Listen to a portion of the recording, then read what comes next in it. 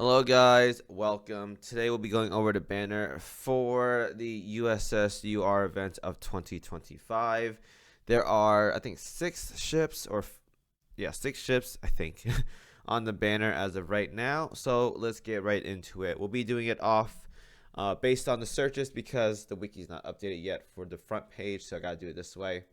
So let's get right into it. So the first ship is going to be, of course, the banner girl herself, Lexington II. Now, I did find out who she looks like to me. Someone said it in my comments. She reminds me of a pink hair version of Alpha from Eminence and Shadow. So, if you guys know, you know. I like that design a lot, though. Very, very nice. Anyways, though, stats at 125. We have 7,717 health, 464 aviation, 381 on the anti-air, 136 on the reload, 56 on the evasion, medium armor, 33 speed, 97 hits, 91 luck, and 15 on the oil cost. So across the board is about standard as you can get for a ultra rare carrier these days. It is pretty good. Nothing I'm expecting too crazy for stat wise. It is just as average as they can get. Now, for the gear efficiencies, we got 125, 135, 135, fighter, dive bomber, and torpedo bombers, 333. Now, if I'm not mistaken, this is not updated yet. I can go ahead and check right now. It might be updated. I'm not sure yet. But if I go to the mine's like almost maxed right now, essentially. But if we sort by this, yeah, the last one is the aircraft slot. So what it means by an aircraft slot is I can use anything here. Like, I can use fighters. I can use dive bombers, I believe. Right? Somewhere in here. Okay, no dive bombers. No, actually, no. Dive bombers are here. Yes, I do see dive bombers. And torpedo bombers. So, this is not updated yet. I'm not sure why, but it is not updated yet for whatever reason. This is a universal slot right here. So, lots of option. Primarily, you want to use double fighters, though, because she is a USS carrier. So, you'll be doing that most of the time. Perma stats 120. We got one +2 aviation, which is very, very nice. Always welcome some more damage to carriers. And now, let's talk about her skills. The first skill is the Blue Ghost. During battle, when this ship has taken damage totaling 25% of her max HP, or when the main fleet aircraft has been shot down a total of 17 enemy aircrafts, for 2 seconds this ship enters the ghost status, evading all attacks and setting her detection gauge value to 0. So a free reset. I think Yorktown 2 has something similar. Very cool. The following effects additionally activates depending on the number of times this ship has entered the ghost status. 1 time, decrease the enemy torpedo damage taken. 2 times, increases ship's anti-air by 15%. 3 times, decreases ship's damage taken from burn by 15%. And 4 times, decrease your main fleet's damage taken by 100% when an enemy aircraft reaches it. That's really, really good. Wow, that's a really good chapter 15 ship right there. It is going to be very difficult, and honestly, if a fight lasts that long, I think your fleet's basically dead at that point. So that's pretty neat. But I think you're going to proc the first 2 most of the time. So more anti-air, torpedo damage taken, definitely very good for later campaign maps, 100%. Red skill, a song stilled the clouds. Increase this ship's aviation accuracy by 15%. If there are 3 or more Eagle unit ships in your fleet, increase the ship's damage dealt against enemies who have their AA stat debuff by your ships by 12%. So Laffy 2 is going to be very, very good here. 12% decrease is actually very substantial. That's really good. When this ship launches an airstrike, additionally launches a special airstrike. And for 4 seconds, decrease the enemy speed of all enemies on the field by 40%. If there is another Eagle unit ship in your main fleet and the enemy affected by this has their AA stat debuff by your ships, the enemy speed set to 0 and for duration of the speed debuff. Okay, very, very nice. Just you want to USS, I guess. A recitative to the songbirds. When this ship launches an airstrike, your Lexington class and Essex class CVs recover 5% of their respective HP can be activated up to 4 times per battle. Your Lexington and Essex class CVs gain the following buffs during battle. Increase said ship's damage dealt to light armors by 10%. When said ship airstrikes loading, their AAs increase by 10% for 5 seconds. So, Essex class only, if I'm not mistaken. Yorktown 2. Now, I'm not a historical guy by any means, but I think Yorktown 2 is a Enterprise or Yorktown class ship, right? Oh my lord, I can't see. I know it says it somewhere here.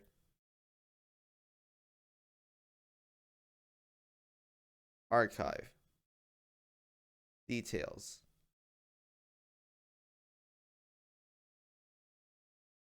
The SX class. Okay. Alright, so she is an XX class. Oh man, guys, my history skills are horrible. I'm telling you guys, I am washed. Okay, so Yorktown 2. Well, I'm just gonna double check right here. I can still do that as well. I'm gonna go to the website. It'll say right here. Somewhere right here. I'm blind right now. SX class. Okay, so yeah, she does get the buffs there. So we are looking at damage dealt against light armors by 10%, and anti-air is going to be increased. Now, having an AA stat decrease is really good. It makes you take more damage. And then light armor damage is also up by 10%. Honestly, I think that's very, very good. My issue with USS ships, and I said this for a while now, is that they have very slow reload because the planes that they use are very slow.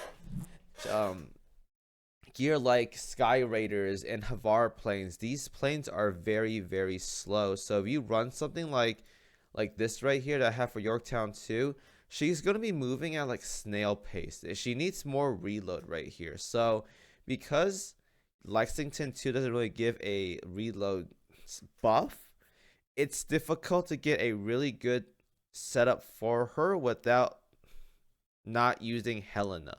Now again, we are at that process right now where you don't need Helena for most endgame boss fights these days. Ships are so powerful to the point where you just ignore her entirely.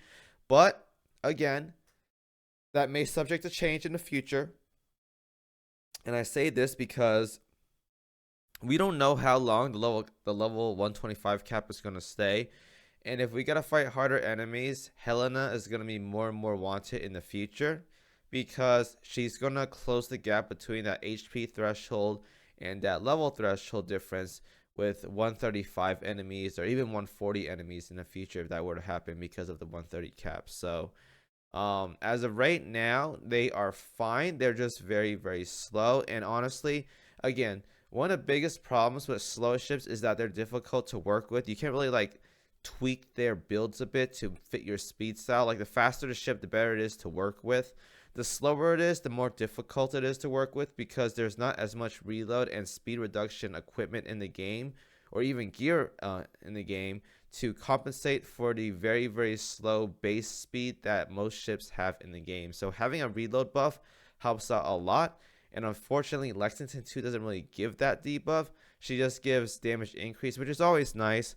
But reload here is what I really want for these USS ships, because they're in a position where they gotta use very slow planes that do damage. And again, their reload is not matching up to these planes' speed as wanted. Regardless, though, I think Lexington 2 is pretty average, I'd say, for a ship. Definitely USS based, 100%. Very good in Chapter 15 as well, too. But again, she's in a weird spot right now where there's ways to build her, but because like Lion and Bismarck 2 is so dominant right now, it's difficult to add them in for light armor unless there's 2 light armor bosses. That's just what I see. Overall, though, not bad. I will do a showcase for her probably tomorrow, and we'll see more about how good she is. But for the time being, I say aside from the art, Lexington 2 is like, it's pretty average for a ultra rare carrier ship, I gotta say. Average, average, average. Now, the next ship is gonna be William D. Porter. So let's go ahead and take a look at her. Oh, sleepy. Sorry. She is a Fletcher class ultra rare. Stats at 125, 2350 on the health, 133 on the firepower, 448, sorry, on the torpedo, 300 anti-air, 243 on the reload, 230 evasion, light armor, 42 speed, 218 hit, 290 on the ASW, and 12 on the oil cost. So, as of right now, from what I see so far, base stats wise, it's pretty average. Again, she's not like those 3K HP DDs we've been getting like earlier this year and last year, but she's still very, very good, mainly because she has good, well-rounded stats for reload, torpedoes, and anti-air. So, not too bad overall. Now, for the gears, we got 140, 140, 180, DD guns, torpedoes, and anti-air, 1-2-1 slot. A little bit more torpedo focus, I'd say, so USS can have some more torpedo DPSs and not are dependent on guns. Stats at 120, we got +2 health, always nice for DDs. And then for the skills, the legendary mess. When the battle starts, decrease this ship's luck by 1. Okay, that's weird. And increase the luck of all other ships on the surface by 1. When this ship fires her torpedoes, fires 1 torpedo at your flagship. What? Okay. And grants your flagship the emergency maneuver buff for 10 seconds. Increases your flagship's evasion by 15% and evasion rate by 10. And increases the damage dealt of your flagship and Eagle Union ships by 10%. That's really good. Oh man, wait, hold up. That's kind of spicy. Oh shoot, man, hold up. I need to get mine done fast. Wait, that's so good. Wait, can I buy her right now? Hold up. I might have to buy her right now. That's really good. All Eagle units get a 10% damage increase? That's insane. So you can do like, you can get some crazy buffs on Yorktown 2, Lexington, Kearsarge, Essex, Laffy 2 probably. I'm not sure if USS has any like crazy DPS output for Vanguards right now. I gotta take a double check. Guam is like more anti-air focused. Anchorage is like DPS, but she's more durability.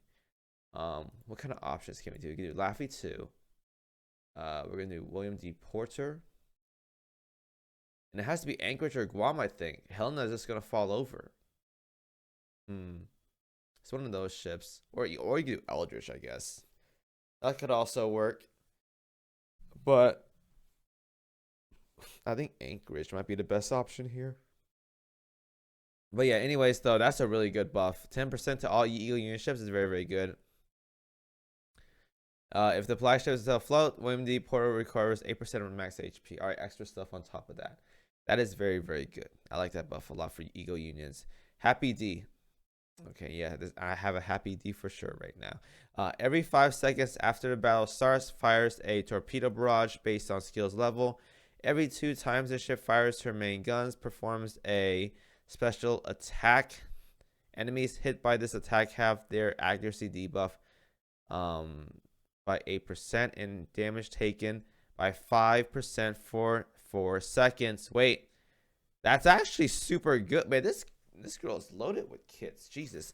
This debuff is also spread to other enemies that are within 20 units of the affected enemies.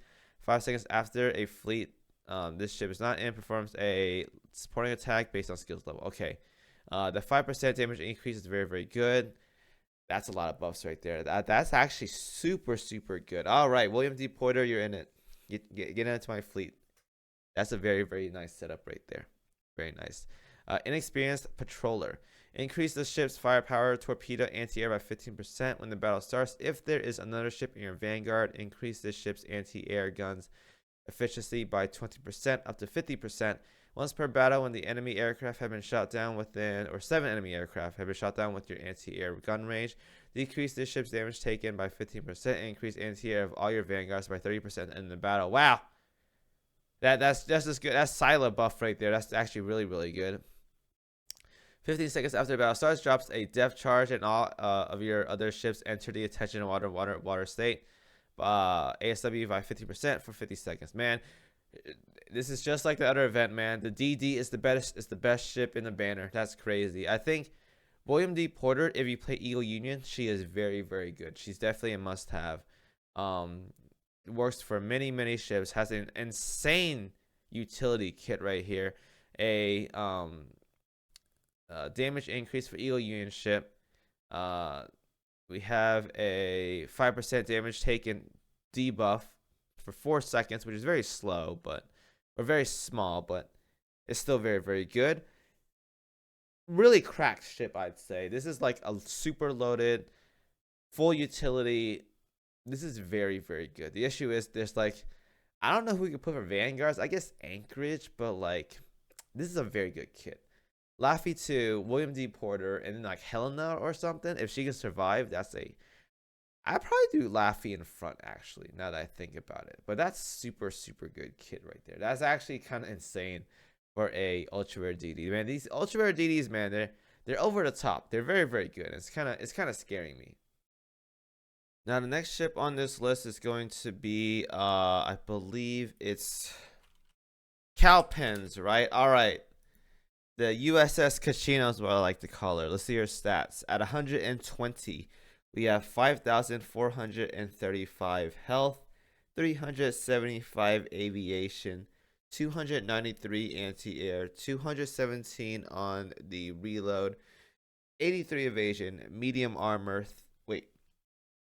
Oh no, that's right. Okay, medium. I'm tripping right now. Medium armor, 31 speed, 87 hit, 70 luck, 97 on the ASW, and 12 on the oil cost. So I think this is as average as it can get for a light aircraft carrier. What do we have for the gear efficiencies?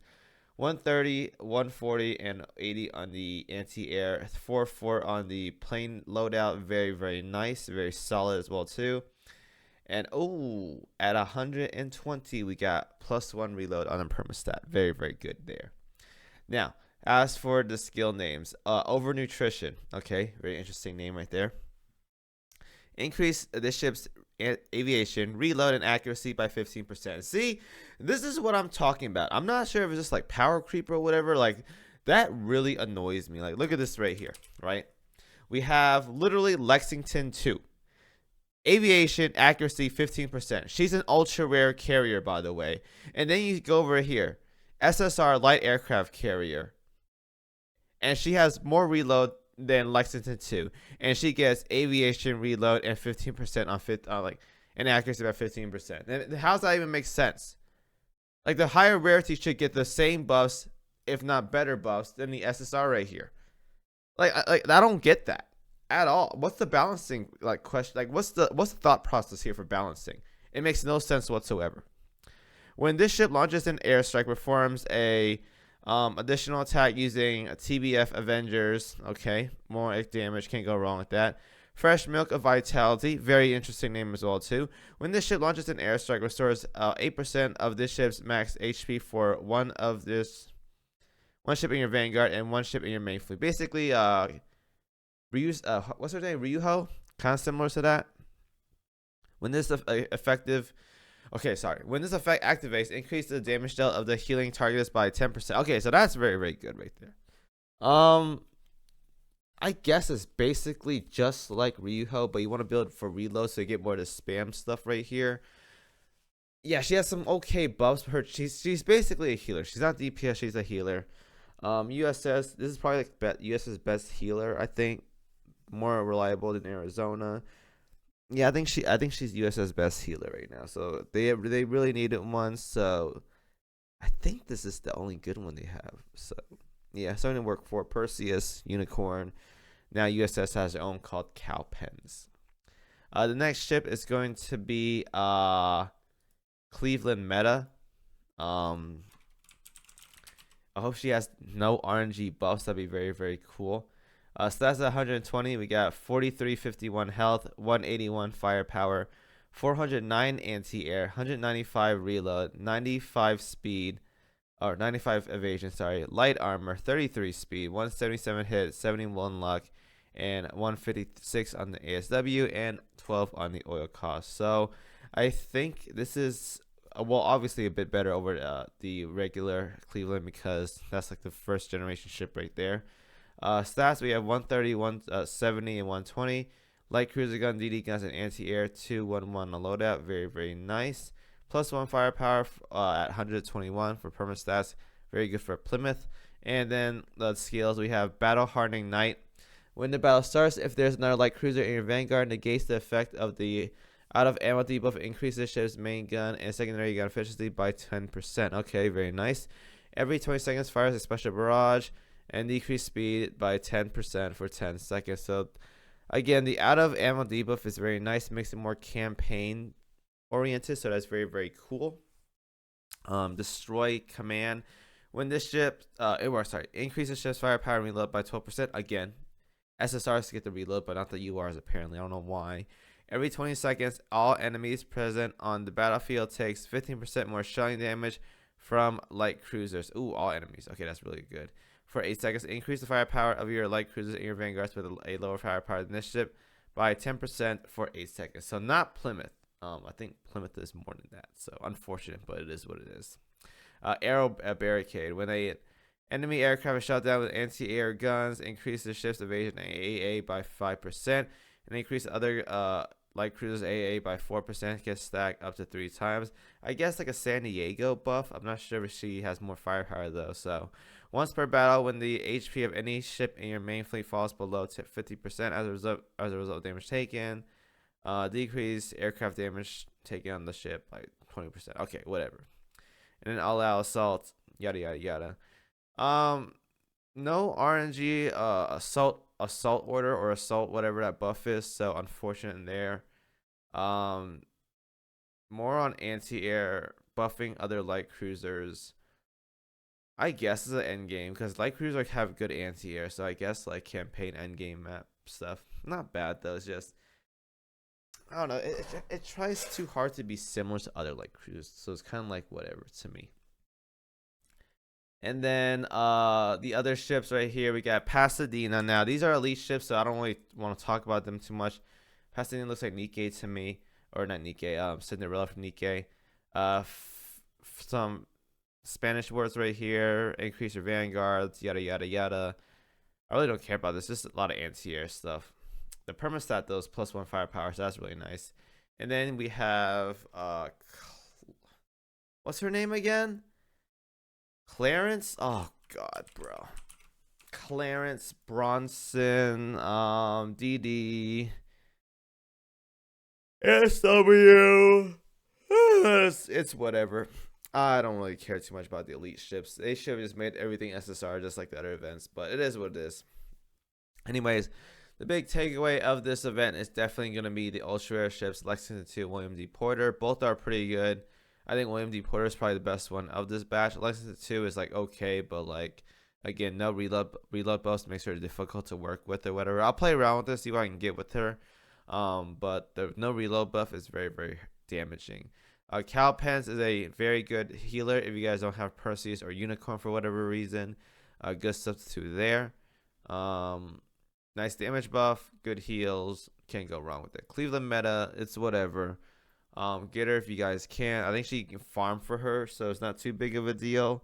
But she's nothing like super crazy. +1 firepower, 120 is nice though. And then Pasadena Clarence is like whatever. You guys catch my drift, right? It's nothing too crazy. So that's all I have to say for the banner. Hope you guys enjoyed the video. Thank you guys for watching as always, and I'll see you guys in the next video. Peace out.